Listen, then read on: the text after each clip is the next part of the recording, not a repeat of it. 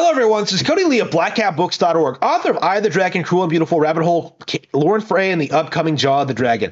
I have been noticing a lot lately, before the Game Awards went live, honestly. When the Bayonetta 3 shitposting reached its peak, when people were really trying desperately to pretend that Bayonetta 3 was a bad game or that there was something wrong with it or things along those lines. A lot of these shills, and I do think they were shills, a lot of them kind of resorted, upon being called out, upon being Devil May Cry fans, a lot of them tried pivoting and saying that they were fans of other action games as well. And the reason why a lot of shills don't actually do this is because when they try, it tends not to work very well. It tends to get awkward. It tends to get ridiculous. And in this case, this is a really good example of just how of that happening, in which the shills tried desperately to praise Team Ninja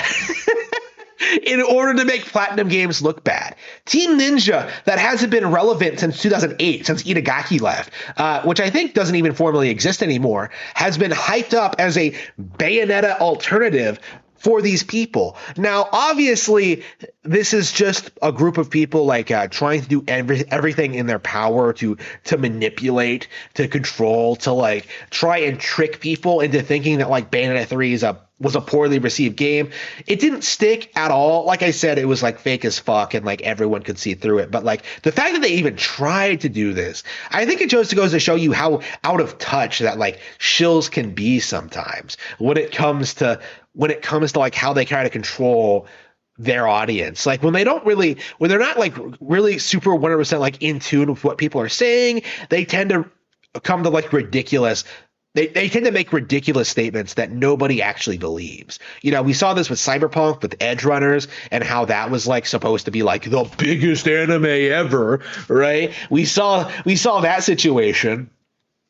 And now we're seeing this, Team Ninja better than Platinum Games, really, in order to stop people from making fun of Devil May Cry fans and their obsessive hatred for Bayonetta. It's not going to work. Bayonetta just has cultivated a cult audience. It has a following on Nintendo hardware, and I think the damage control from the industry to try and prevent Platinum Games from being seen as a partner, a major partner to Nintendo, it's becoming very clear to me at this point.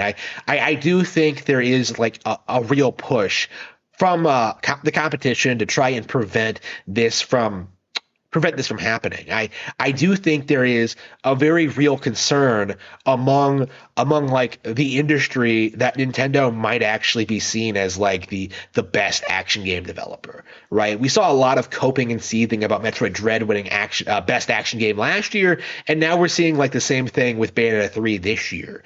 And I don't think it's going to stop, honestly. I don't see any major video game company rising from the ashes and challenging Nintendo in this regard, right? I've been saying Nintendo has been putting out better action games than the competition for years, but I've been screamed at and called a fanboy for that entire period of time, right? But now it's kind of becoming the industry accepted reality that Nintendo is just producing the best action games on the market.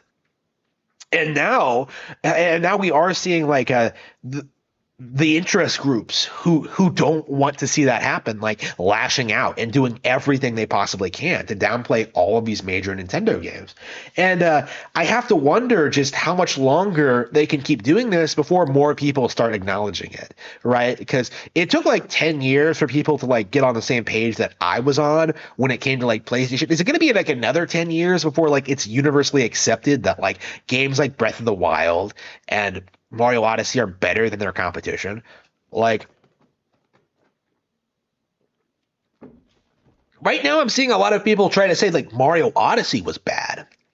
And I'm not a big fan of Odyssey or anything, but saying it's bad is a huge stretch. That's just not true at all.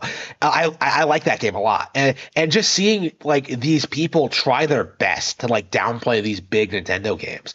People trying to tell you that oh, there's nothing to play on my Switch. It's a load of crap. It really, really 100% is.